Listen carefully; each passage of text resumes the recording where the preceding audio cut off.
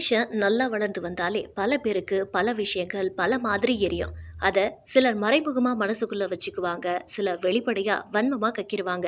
நடிகர் சூரியின் வளர்ச்சி வளர்ச்சின்னு சொல்றதை விட அவர் எடுத்த பயிற்சிக்கும் முயற்சிக்கும் கிடைத்த பலன்னு சொல்லலாம்.